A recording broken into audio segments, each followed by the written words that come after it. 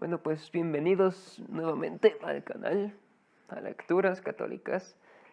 Hoy vamos a empezar ya de lleno con el catecismo. Muy bien. Ahí está el texto en el chat por si gustan leerlo. Y para los de YouTube, está en la descripción. Va a estar en la descripción, que esto lo voy a subir a YouTube, para que si se perdieron algún capítulo, alguna parte, pues no hay problema, ahí está en el YouTube, para que lo puedan escuchar, y así pues puedan ponerse al día, ¿no? Si gustan, claro. No es obligatorio. Así como quedarse o no, no es obligatorio tampoco.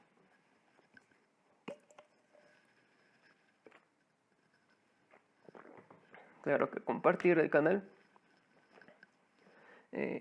eso, pues, bueno, tampoco es obligatorio, pero pues me caería muy bien, ¿no? Me caería bien que fueran compartiendo. Entonces, pues la semana pasada estuvimos leyendo los textos introductorios del catecismo, que eran Et Temor Magna Opere y Fidem Depositum, en los que se aprobaba el catecismo y se presentaba el catecismo en sí. Hoy vamos a entrar ya en lo que es el catecismo en sí. Ya vamos a empezar con el numeral número 1, lo que es el prólogo. Estoy bebiendo un ratito, que vamos a ir leyendo. Y vamos a leer el prólogo y veamos hasta dónde del primer capítulo. Pues el primer capítulo, el prólogo y el primer capítulo. Así que, si alguien gusta, pues ahí vamos a empezar. Empecemos primero con una oración, obviamente. En nombre del Padre, del Hijo, del Espíritu Santo. Amén. Ven, Espíritu Santo, llena los corazones de tus fieles y encende en ellos el fuego de tu amor. Envía, Señor, tu Espíritu y renovarás la faz de la tierra.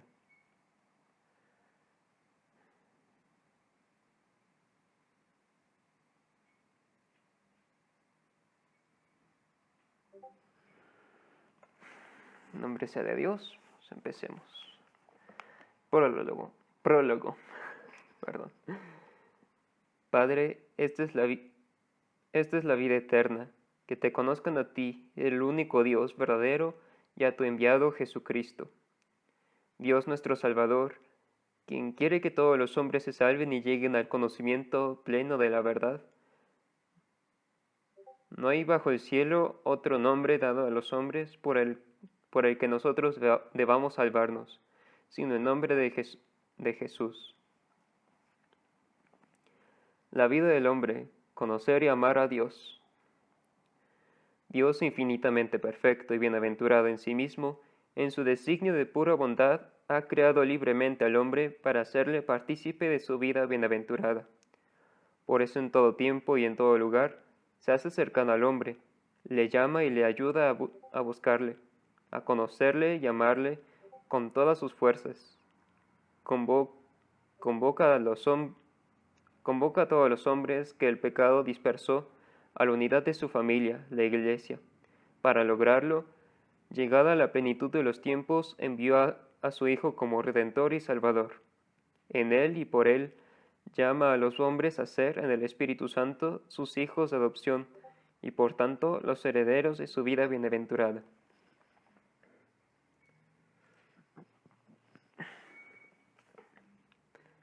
Para que esta llamada resonara en toda la tierra,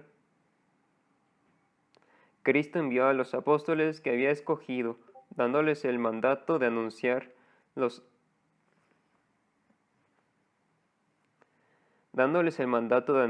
el Evangelio. Id pues y haced discípulos a todas las gentes, bautizándolas en el nombre del Padre, y del Hijo, y del Espíritu Santo, y enseñándoles a guardar todo lo que yo os he mandado. Y sabed que yo estoy con vosotros todos los días hasta el fin del mundo. Fortalecidos con esta misión, los apóstoles salieron a predicar por todas partes, colaborando el Señor en ellos y confirmando la palabra con las señales que la acompañaban.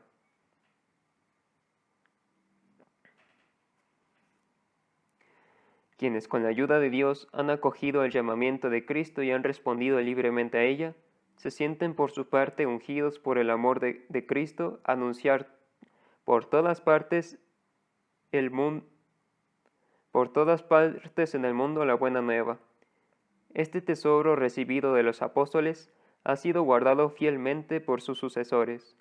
Todos los fieles de Cristo son llamados a transmitirlo de generación en generación, anunciando la fe, viviéndola en la comunión fraterna y celebrándola en la liturgia y en la oración.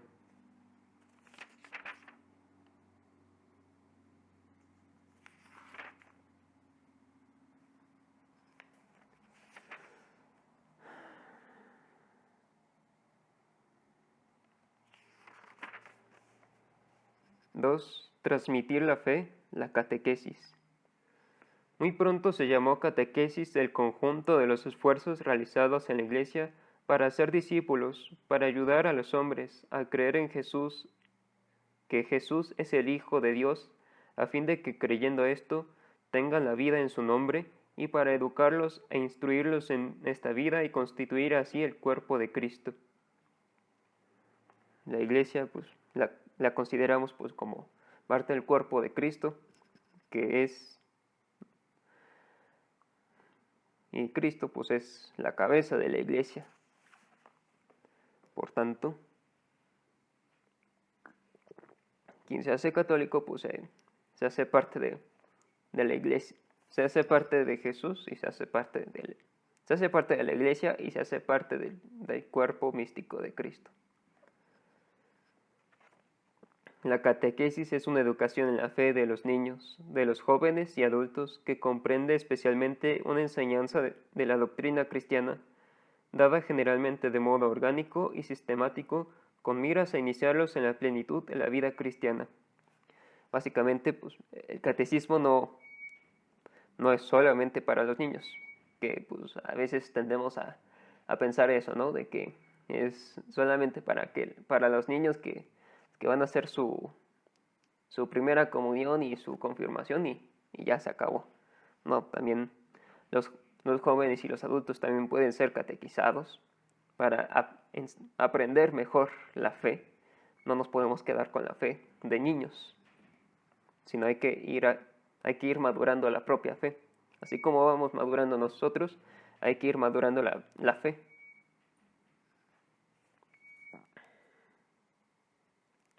Sin confundirse con ellos, la catequesis se articula dentro de un cierto número de elementos de la misión pastoral de la Iglesia que tiene un aspecto catequético, que preparan para la catequesis o que derivan de ella, como son primer anuncio del Evangelio o predicación misionera para suscitar la fe, búsqueda de razones para creer, experiencia de vida cristiana, celebración de los sacramentos, integración en la comunidad eclesial, testimonio apostólico y misionero.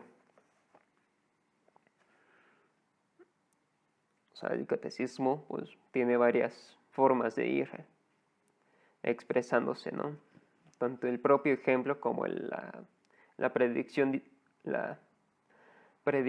directa, que se me van las palabras, la predicación directa del Evangelio.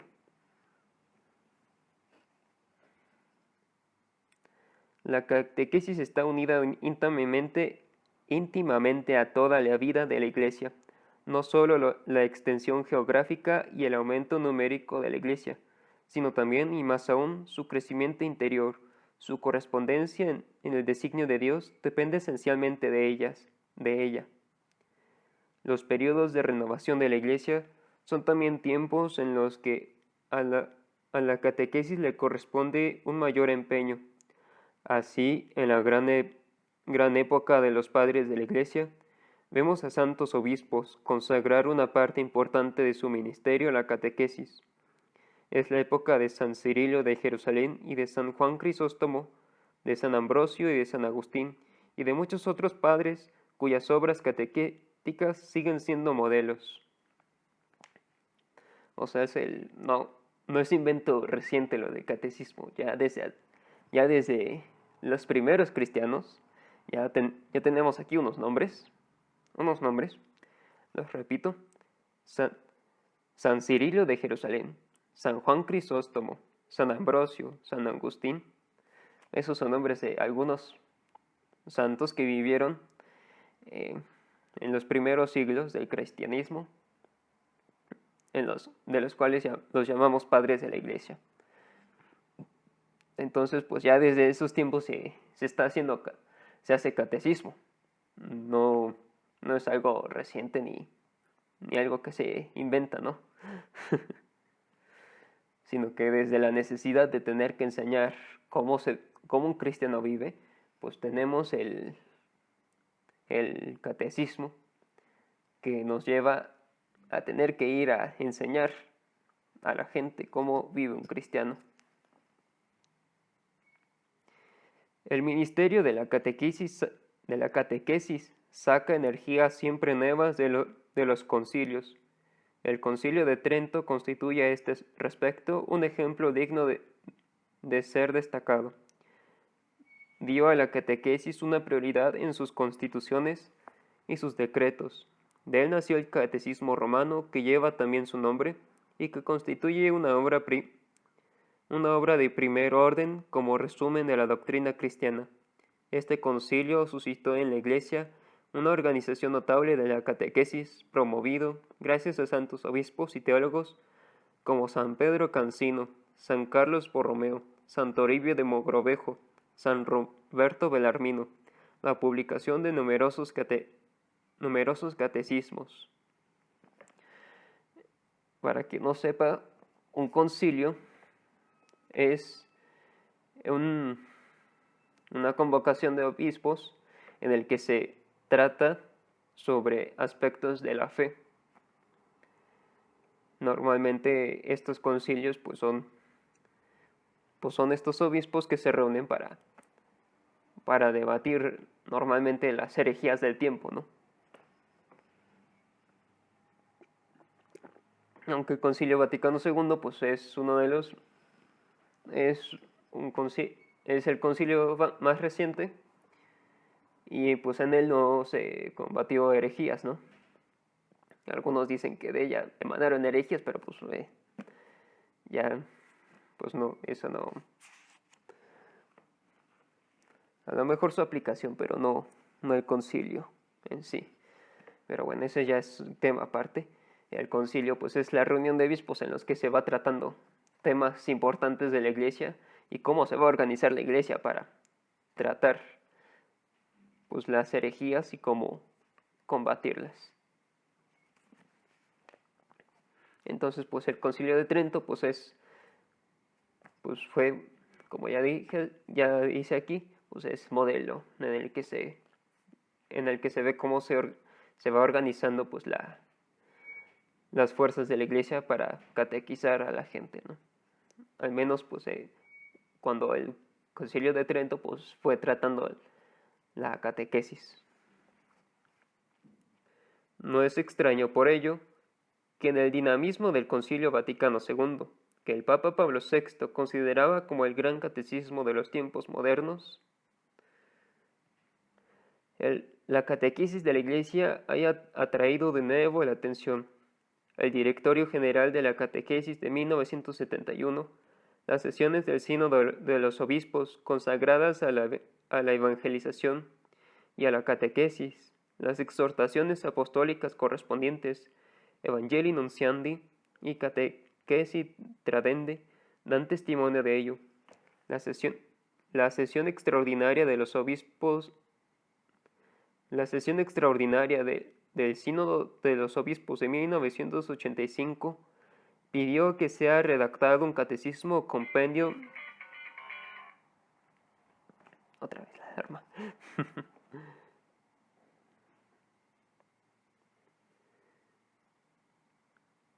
La sesión extraordinaria del Sínodo de los Obispos de 1985 pidió que sea redactado un catecismo o compendio de toda la doctrina católica, tanto sobre la fe como sobre la moral. El Santo Padre Juan Pablo II hizo suyo este deseo emitido por el Sínodo de los Obispos, reconociendo que responde totalmente a una verdadera necesidad de la Iglesia universal y de las iglesias particulares. El Papa dispuso todo lo necesario para que se realizara la petición de los padres sinodales. Número 3. Fin y destinatarios de este catecismo.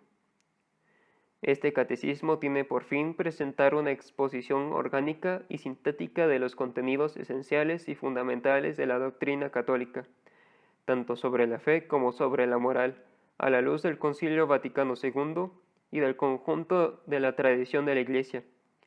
Sus fuentes principales son la Sagrada Escritura, los Santos Padres, la liturgia y el magisterio de la Iglesia. Está destinado a servir como punto de referencia para los catecismos o compendios que sean compuestos en los diversos países. El presente catecismo está destinado principalmente a los responsables de la catequesis, en primer lugar a los obispos, en cuanto a doctores de la fe y pastores de la Iglesia. Les ha ofrecido como instrumento para la realización de su tarea de enseñar al pueblo de Dios. A través de los obispos se dirige a los redactores de catecismos, a los sacerdotes y a los catequistas. Será también de útil lectura para todos los demás fieles cristianos.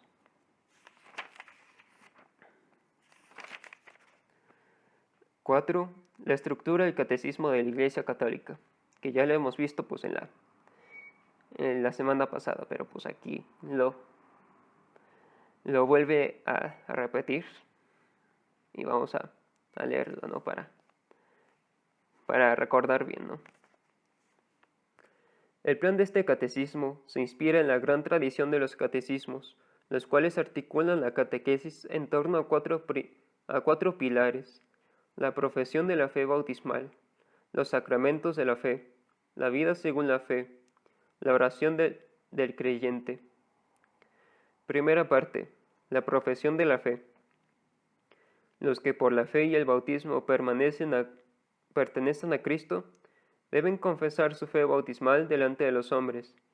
Para esto el catecismo expone en primer lugar en qué consiste la revelación por la que Dios se dirige y se da al hombre y la fe por la cual el hombre responde a Dios. El símbolo de la fe resume los dones que Dios hace al hombre como autor de todo bien, como redentor, como santificador, y los articula en torno a los tres capítulos de nuestro bautismo. La fe en un solo Dios, el Padre Todopoderoso, el Creador y Jesucristo, su Hijo, nuestro Señor y Salvador, y el Espíritu Santo en la Santa Iglesia. Segunda parte: los sacramentos de la fe. La segunda parte del catecismo expone cómo la salvación de Dios, realizada una vez por todas por Cristo Jesús y por el Espíritu Santo, se hace presente en las acciones sagradas de la liturgia de la Iglesia, particularmente en los 7 sacramentos.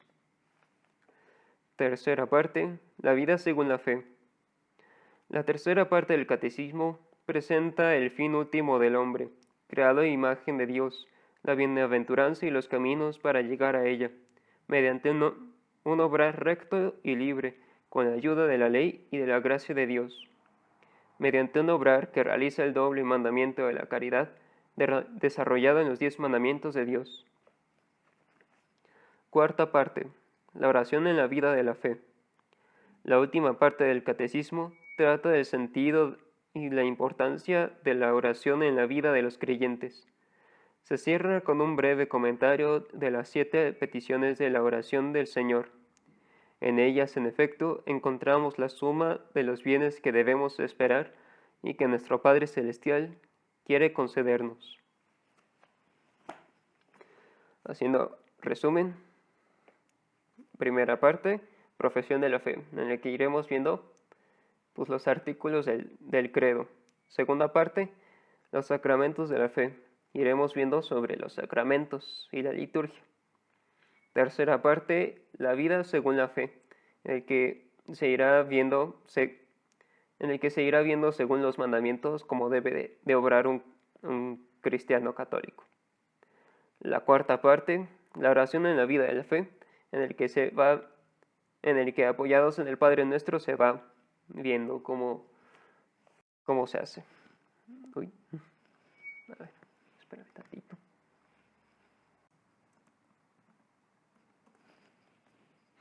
Ahora sí. Ay.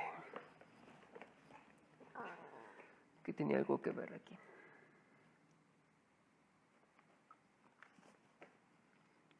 Indicaciones prácticas para el uso de este catecismo. Este catecismo está concebido como una exposición orgánica de toda la fe católica. Es preciso, por tanto, leerlo como una unidad. Por ello, en los márgenes del texto se remite al lector frecuentemente a otros lugares, señalados por números más pequeños que se refieren a su vez a otros párrafos que tratan del mismo tema. Y con ayuda del índice analítico, al final del volumen, se permite ver cada tema en su vinculación con el conjunto de la fe. O sea, básicamente, si ustedes ven aquí el texto, al menos así en papel, ustedes pueden ver que está pues así el numeral y todo el texto, ¿no? Y aquí al lado pues está otro número que son paralelos, por así decirlo, ¿no? En los que pues se trata el mismo tema, pero pues como de un enfoque diferente, ¿no? Más o menos. No es exactamente así. Aparte de que pues aquí en el libro viene pues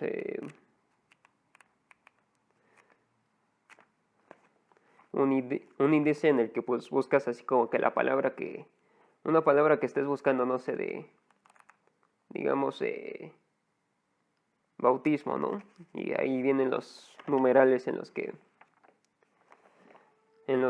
está, ¿no? En los que se habla del bautismo. Es más, un buen cacho del libro, pues es el índice, ¿no? Esta es la parte del índice, de índices. Así que no es tan grande no es tan grande como se ve. Con frecuencia los textos de la Sagrada Escritura no son citados literalmente, sino indicados solo la referencia mediante el CF, ¿no? Cuando ustedes ven una citación que dice CF Lucas 2, del capítulo 2 del versículo 10 al 15, pues eso quiere decir que el texto no está citado literalmente, sino de una forma un tanto diferente, ¿no? Pero que hace referencia al mismo texto, a ese texto. CF a veces lo dicen como confrontar, ¿no? Por ejemplo, dice confrontar con Mateo 10, versículo 32, ¿no?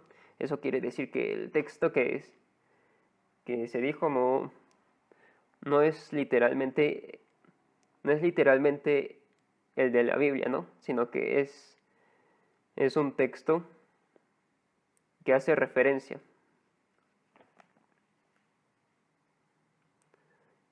Para una inteligencia más profunda de esos pasajes, es preciso recurrir a los textos mismos. Estas referencias bíblicas son un instrumento de trabajo para la catequesis. O sea, básicamente, pues, si tú quieres profundizar más en estos textos, pues tienes que ir a esos textos bíblicos para poder entender un poquito mejor. Ya el texto, pues, como he dicho, pues explica más o menos solo. Pero pues si quieres profundizar más en algún aspecto, pues ve a esos pasajes bíblicos.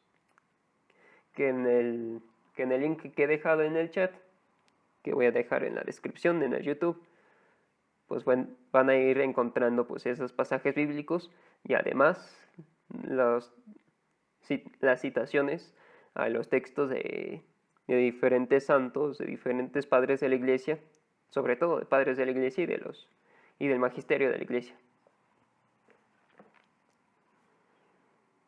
Cuando en ciertos pasajes se emplea letra pequeña, ¿sabe? Básicamente así. Este es un texto normal y este ya es un poco más pequeño. Cuando en ciertos pasajes se emplea la letra pequeña, con ello se indica que se trata de puntualizaciones de tipo histórico, apologético o de exposiciones doctrinales complementarias. Las citas en letra pequeña de fuentes patrísticas, litúrgicas, magisteriales o hagiográficas tienen como fin enriquecer la exposición doctrinal. Con frecuencia estos textos han sido escogidos con miras a un uso directamente catequético. Al final de cada unidad temática, una serie de textos breves resumen en fórmulas condensadas lo esencial de la enseñanza. Estos resúmenes tienen como finalidad ofrecer sugerencias para fórmulas sintéticas y memorizables en la catequesis de cada lugar. Sobre todo al final de los capítulos pues van a estar el resumen, ¿no? Voy a estar anunciando cuándo es el resumen. Voy a estar diciendo resumen, tal, ¿no? Esas son esas son las fórmulas propuestas por el catecismo, ¿no? Que sirven para recapitular el capítulo ya leído.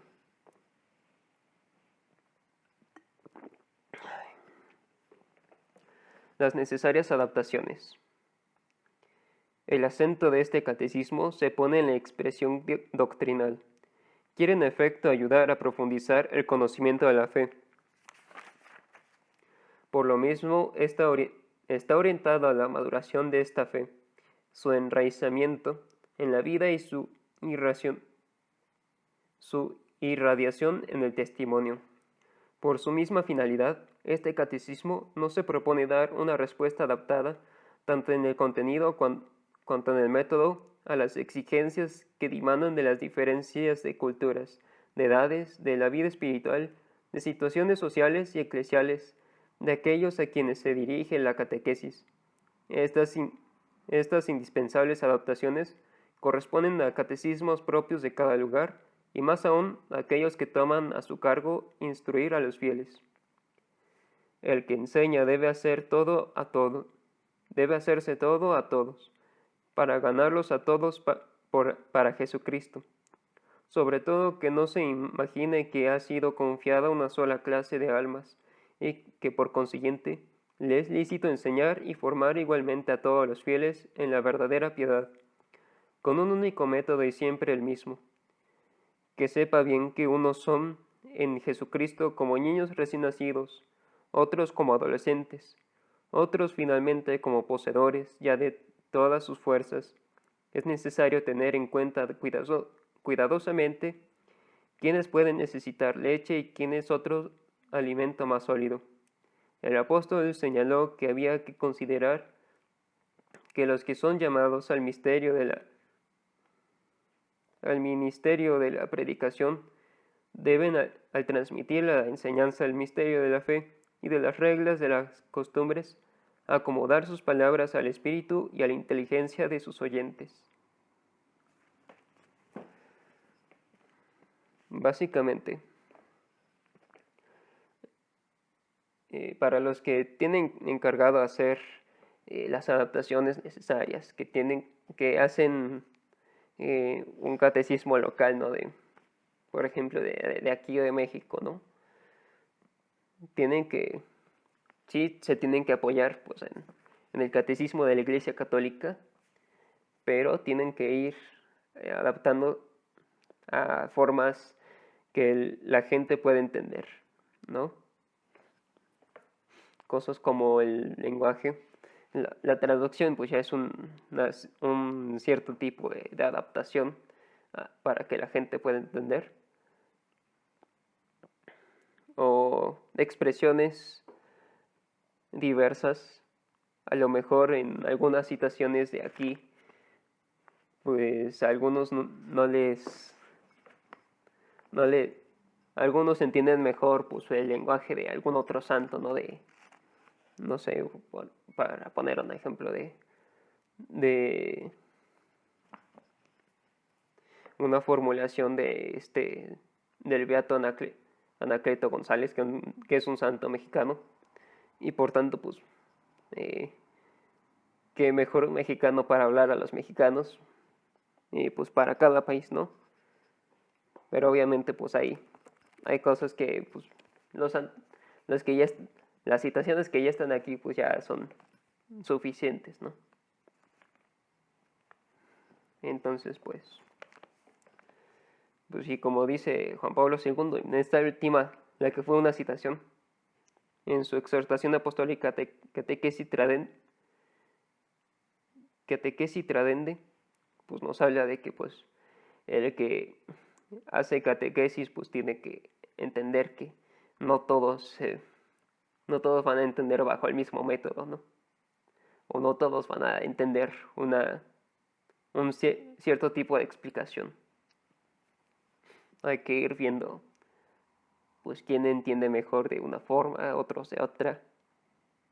Algunos necesitas explicarle 2 veces lo mismo para que pueda entender bien. Otros necesitan que se los expliques diferente. Unos necesitan que les expliques desde el principio. Y otros pues ya son más maduros y necesitan pues algo para madurar más la fe, ¿no?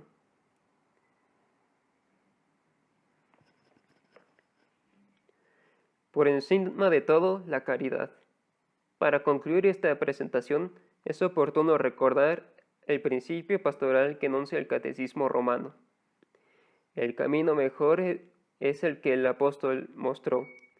Toda la finalidad de la doctrina y de la enseñanza debe ser puesta en el amor que no acaba, porque se puede muy bien exponer lo que es preciso creer, esperar o hacer, pero sobre todo se debe siempre hacer aparecer el amor de nuestro Señor, a fin de que cada uno comprenda que todo acto de virtud perfectamente cristiano no tiene otro origen que el amor, ni otro término que el amor.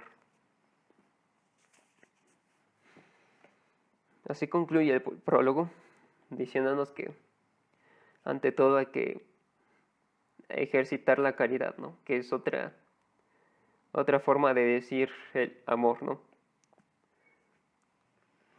Que es el amor más auténtico de todos, la caridad. Que no se limita pues a la limosna o a dar cosas, ¿no? Sino que la caridad es la expresión del amor más perfecto. O sea, cuando te das a otro. De esa forma se puede entender mejor cuando San Agustín decía, ama y haz lo que quieras. Cuando realmente sabes lo que es el amor y lo sabes aplicar, pues puedes amar y hacer lo que quieras, porque sabes que unos tienen límites, otros hay que saber ponerles el freno, a otros hay que saber explicarles todos. Pues cuando sabes amar, sabes cuándo alejarte, cuándo acercarte. Hay que saber amar para poder transmitir el amor, que es el Evangelio y que es Dios, ¿no? Pues empezamos con la primera parte, la profesión de la fe. Primera sección, creo, creemos. A ver cuánto. Okay. Cuando profesamos nuestra fe, comenzamos diciendo creo o creemos. Antes de exponer la fe de la Iglesia tal como es confesada en el credo, celebrada en la liturgia, vivida en la práctica de los mandamientos y en la oración, nos preguntamos qué significa creer. La fe es la respuesta del hombre a Dios que se revela y se entrega a Él, dando al mismo tiempo una luz sobreabundante al hombre que busca el sentido último de su vida. Por ello, consideramos primeramente esta búsqueda del hombre, a continuación la revelación divina por la cual Dios viene al encuentro del hombre, y finalmente la respuesta de la fe.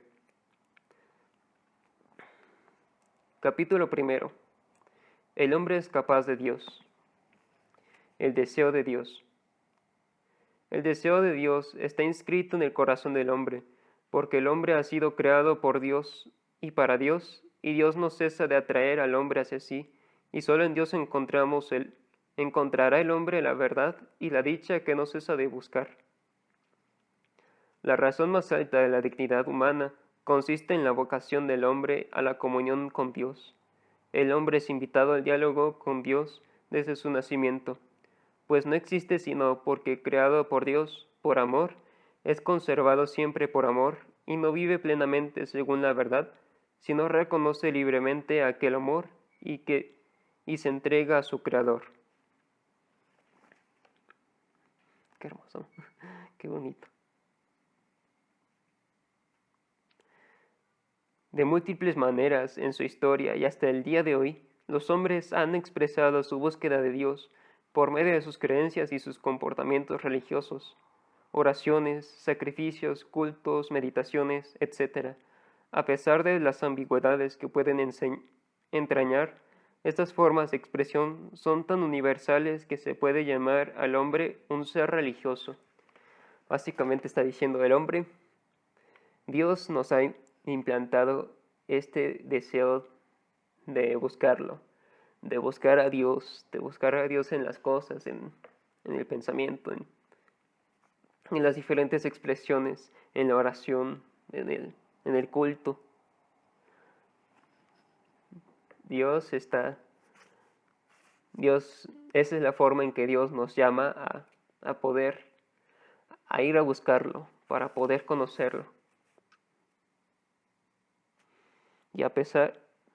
Y como dice el catecismo, a pesar de las ambigüedades que pueden entrañar, o sea, nosotros somos los que nos hemos creado así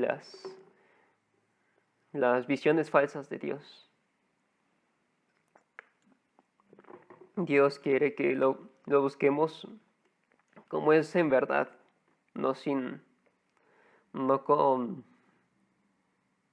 con cosas diferentes, sino en la verdad. Dios creó de un solo principio todo el linaje humano para que habitase sobre toda la faz de la tierra y determinó con exactitud el tiempo y los límites del lugar donde habían de habitar, con el fin de que buscasen a Dios, para ver si a tientas le buscaban y le hallaban, por más que no se encuentren lejos de cada uno de nosotros, pues en él vivimos, nos movemos y existimos.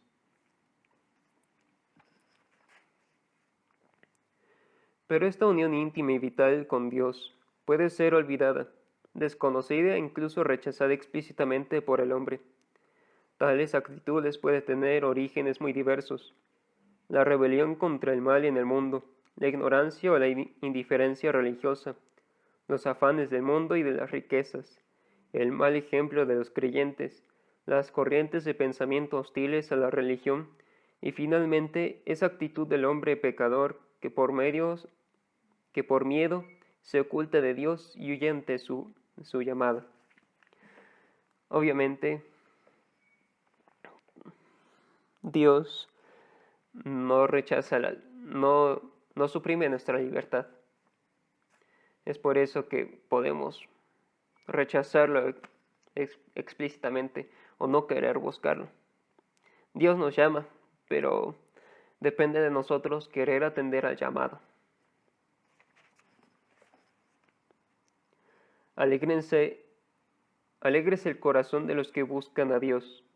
Si el hombre puede olvidar o rechazar a Dios, Dios no cesa de llamar a todo hombre a buscarle para que viva y encuentre la dicha, pero esta búsqueda exige del hombre todo el esfuerzo de su inteligencia, la rectitud de su voluntad, un corazón recto y también el testimonio de otros que le enseñen a buscar a Dios.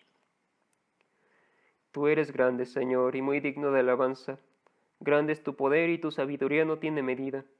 Y el hombre, pequeña parte de tu creación, pretende alabarte, precisamente el hombre, que revestido de su condición mortal, lleva en sí el testimonio de su pecado y el testimonio de que tú resistes a los soberbios.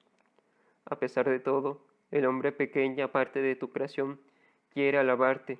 Tú mismo le incitas a ello, haciendo que encuentre sus delicias en tu alabanza, porque nos ha hecho para ti y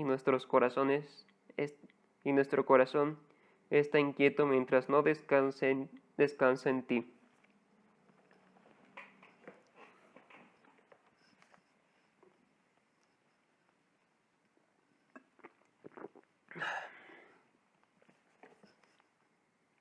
Dos. Las vías de acceso al conocimiento de Dios. Creada imagen de Dios, llamado a conocer y amar a Dios, el hombre que busca a Dios descubre ciertas vías para acceder al conocimiento de Dios. Se las llama también pruebas de la existencia de Dios, no en el sentido de las pruebas propias de las ciencias naturales, sino en el sentido de argumentos convergentes y convenientes que permiten llegar a verdades certeras. Estas vías para acercarse a Dios tienen como punto de partida la creación, el mundo material y la persona humana. El mundo. A partir del movimiento y del devenir de la contingencia, del orden y de la belleza del mundo se puede conocer a Dios como origen y fin del universo. San Pablo afirma, refiriéndose a los paganos, lo que de Dios se puede conocer está en ellos manifiesto. Dios se manifestó porque lo invisible de Dios desde la creación del mundo se deja ver a la inteligencia a través de sus obras, su poder eterno y su divinidad. Y San Agustín interroga a la belleza de la tierra, interroga a la belleza del mar, interroga a la belleza del aire que se dilata y se difunde, interroga a la belleza del cielo, interroga a todas estas realidades, todas te responden. Ve, nosotras somos bellas. Su propia belleza es su proclamación. Estas bellezas sujetas a cambio, ¿quién las ha de hecho sino la suma belleza, no sujeta a cambio? El hombre, con su apertura a la verdad y a la belleza, con su sentido del bien moral, con su libertad y la voz de su conciencia, con su aspiración al infinito y a la dicha, el hombre se interroga sobre la existencia de Dios. En todo esto se perciben signos de su alma espiritual. La semilla de eternidad que lleva en sí el ser irreductible a la sola materia. Su alma no puede tener origen más que en Dios. El mundo y el hombre atestiguan que no tienen en ellos mismos ni su primer principio ni su fin, sino que participan de aquel que es el ser en sí, sin origen y sin fin. Así que por estas diversas vías, el hombre puede acceder al conocimiento de la existencia de una realidad que es la causa primera y el fin último de Dios, y que todos llaman Dios. Las facultades del hombre le hacen capaz de conocer la existencia de un Dios personal, pero para que el hombre pueda entrar en la intimidad de él, ha querido revelarse al hombre y darle la gracia de poder acoger en la fe esa revelación. Sin embargo, las pruebas de la existencia de Dios pueden disponer a la fe y ayudar a ver que la fe no se opone a la razón humana. Básicamente, existe la forma de probar que existe Dios, así entre comillas, porque como dice el catecismo, no son pruebas así como de la ciencia, ¿no? De que el agua siempre está a nivel, ¿no? O que siempre caen las cosas, ¿no? o que los ojos pueden, siempre se mueven, ¿no? O cosas así, ¿no? Así la prueba científica, ¿no? ¿Cómo se van probando las cosas científicas? Pues así no se prueba la existencia de Dios.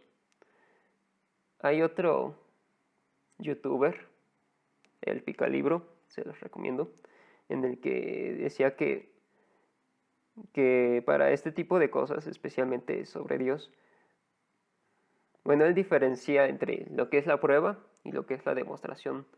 La prueba era lo que era pues, la prueba científica, mientras que la demostración era probar una realidad a base del pensamiento, de la razón humana.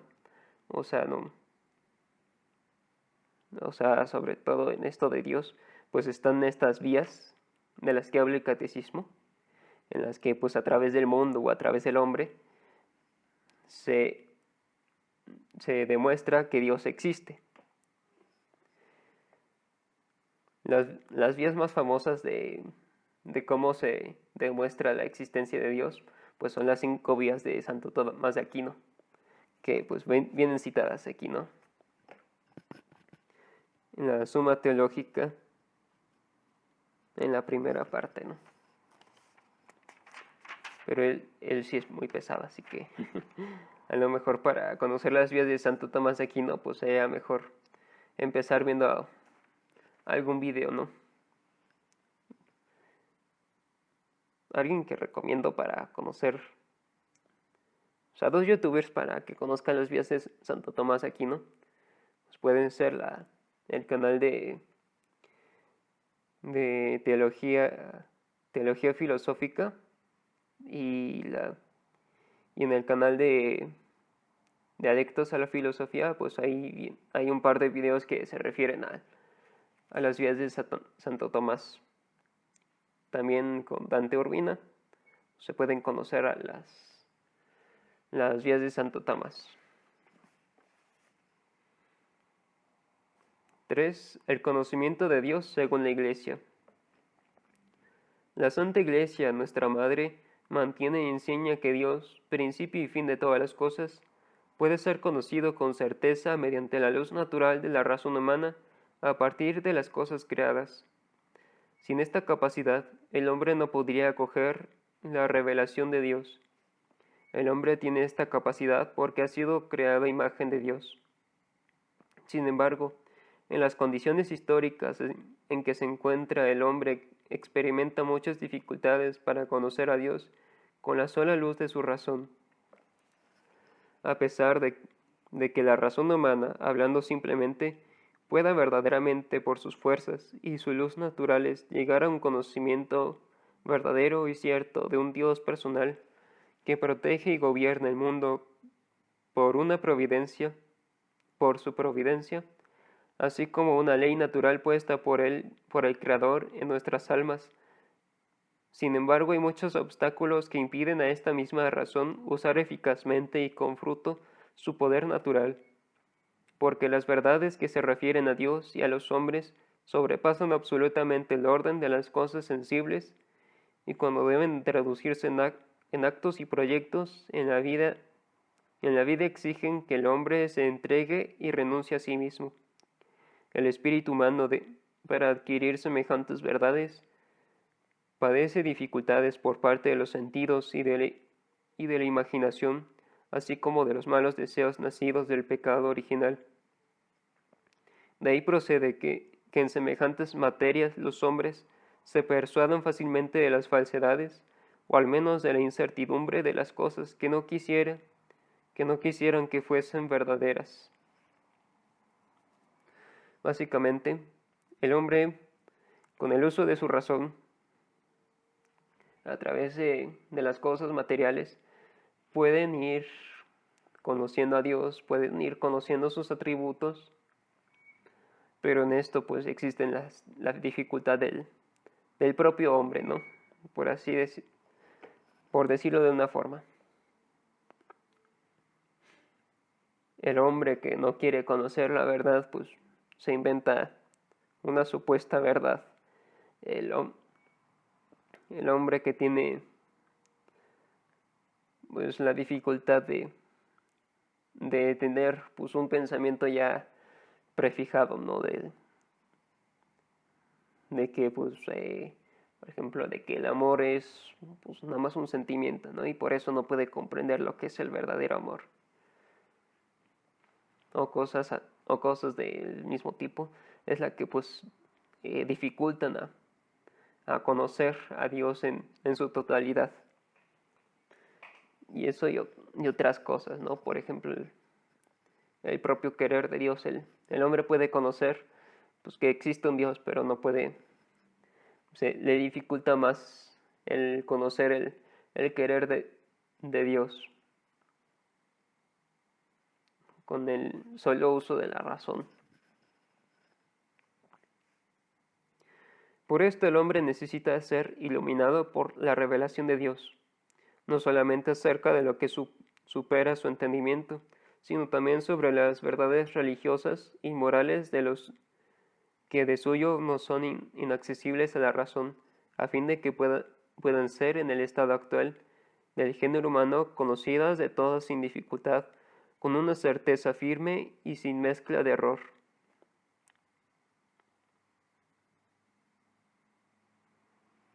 O sea, básicamente en aquellas cosas en las que superan la capacidad humana sobre el conocimiento de Dios, pues Dios se revela, se hace conocer al hombre para poder conocerlo sin ninguna falla, sin ninguna mezcla, sin errores.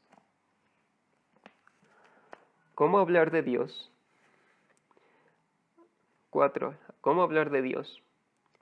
Al defender la capacidad de la razón humana para conocer a Dios, la Iglesia expresa su confianza en la posibilidad de hablar de Dios a todos los hombres y con todos los hombres.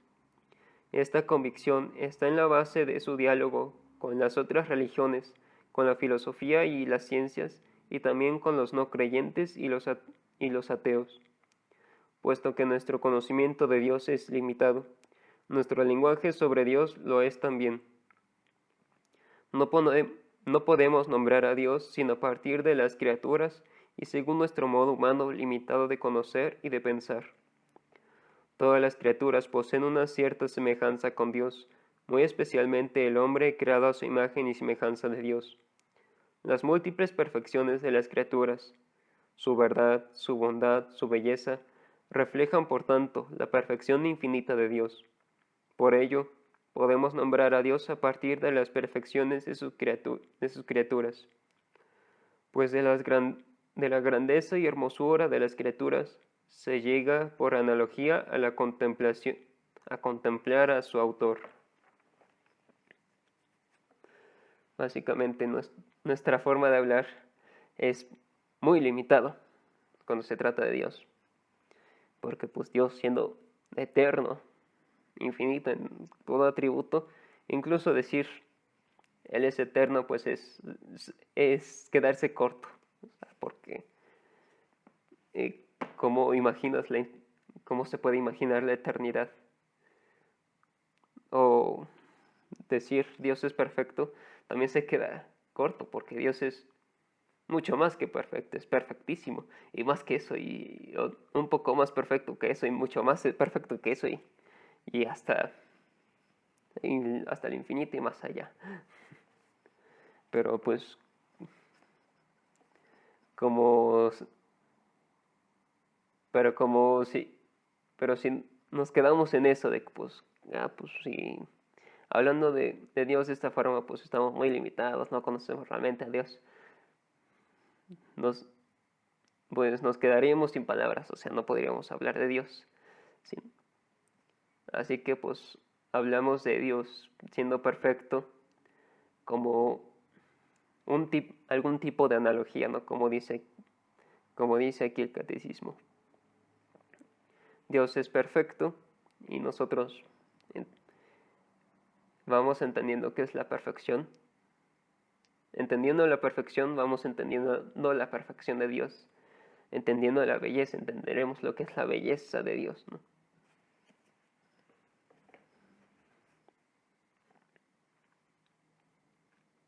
Vuelvo a leer la citación. Pues de la grandeza y hermosura de las criaturas se llega por analogía a contemplar a su autor. Esta es una cita del libro de la sabiduría, capítulo 13, versículo 5. Dios trasciende toda criatura. Es preciso, pues, purificar sin cesar nuestro lenguaje de todo lo que tiene delimitado, de expresión por medio de imágenes de imperfecto, para no confundir al Dios que está por encima de todo nombre y más allá de todo entendimiento, el invisible y fuera de todo alcance, con nuestras representaciones humanas. Nuestras palabras humanas quedan siempre más acá del misterio de Dios. Al hablar así de Dios, nuestro lenguaje se expresa ciertamente de modo humano, pero capta realmente a Dios mismo, sin poder, no obstante, expresarlo en su infinita simplicidad. Es preciso recordar, en efecto, que entre el Creador y la criatura no se puede señalar una semejanza tal que la desemejanza entre ellos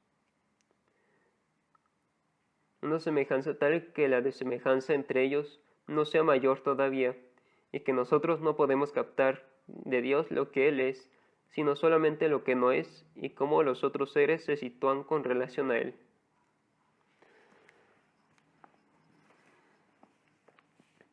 Poniendo un ejemplo, ¿no?, de esto de que conocemos más a Dios por lo que no es, más que por lo que es. Podemos decir que Dios no es imperfecto. Ok, Dios no es imperfecto, ok. Dios no es material. No es material, Él es puro espíritu. Hablando de una afirmación positiva, pero que también pues es algo que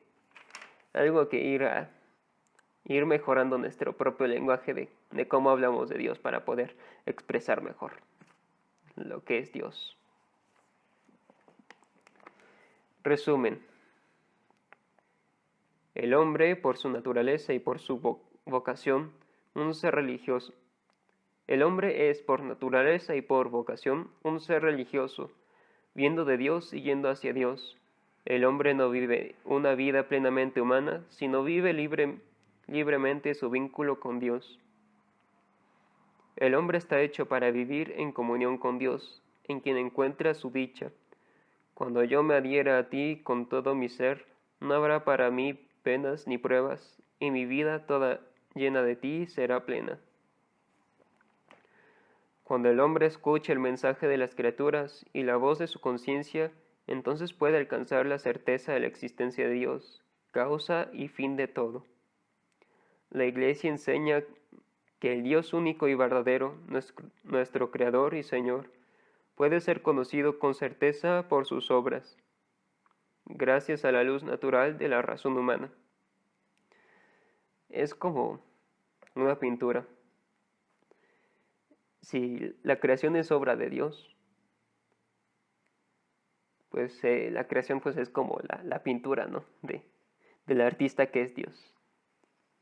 Entonces, si nosotros podemos conocer a Dios, nosotros podemos conocer al artista a través de sus pinturas, de sus obras, pues ¿qué más podemos nosotros conocer a Dios a través de su obra, que es la creación?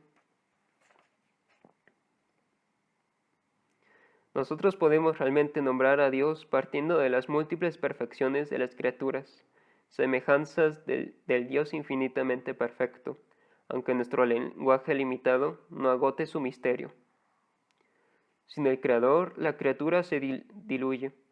He aquí por qué los creyentes saben que son impulsados por el amor de Cristo a llevar la luz del Dios vivo a los que no le conocen o le rechacen.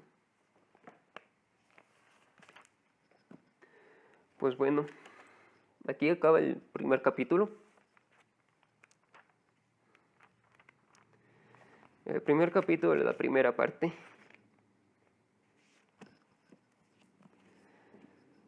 Así que Pues hasta ahora vamos bien. Ya puse mi agua para que no se me saque la garganta, porque hablar mucho ya me seca la garganta. Entonces, ni hablar ahora que hace poquito pues hice una práctica de canto, entonces pues ando con un poco siento un poco ya cansada de la garganta, así que eso es todo por ahora. Esto lo voy a subir a YouTube y recuerden el link. En el link de la descripción pueden ir leyendo lo que estoy leyendo pues en la página del Vaticano. Y bueno, tampoco es necesario que lo vayan leyendo, ¿no? Con que con que lo pongan el Twitch en su celular y pues y se pongan sus audífonos pues ya y sigan haciendo sus cosas, pues ya es suficiente, ¿no? Para que vayan conociendo a lo que es el catecismo. Espero que sí se vaya marcando la diferencia entre lo que pues, en lo que voy leyendo y lo que voy explicando, ¿no? Así que nos vemos la siguiente semana y Dios los bendiga a todos y bye.